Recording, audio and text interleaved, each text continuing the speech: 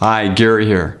It's time for spring cleaning. It's time to plant some flowers. Well, maybe it's a little early for that, but certainly you can start doing some tax planning for 2016. Why am I saying that? Well, because at the end of 2015, Congress passed and the President signed those permanent tax extenders.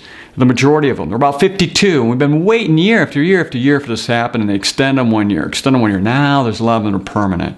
So how does that affect you? Well, let's start first with folks who are just beginning in the workplace.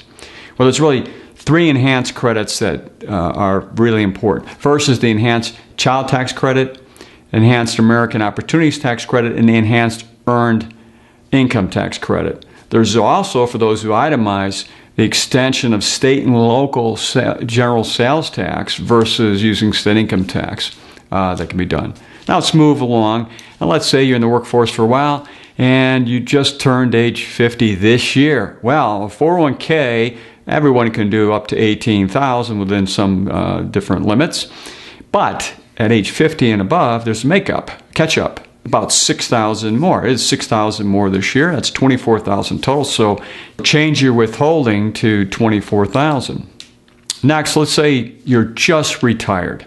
What do you do tax planning wise? Well, be aware, since you're probably in a lower income tax bracket, that in the 0, 10, and 15% bracket, there's no capital gains on the federal level. Well, why is that important?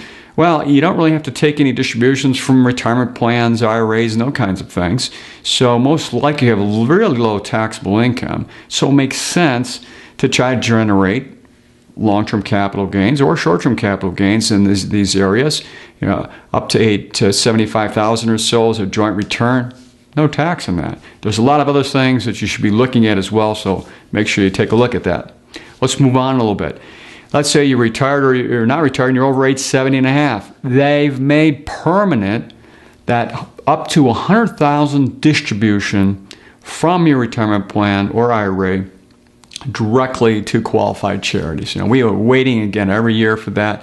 Now you can start doing that right now. You can plan your whole year out. If in fact you do that and you want to go direct to charities, you can start doing that today, moving forward.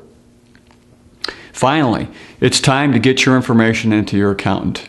And recognize that, again, this year, 1099s, you might have corrected ones coming in. But get the info in, get the accountant to get it done. And if you're in that situation, you might wait a little bit and then file the return.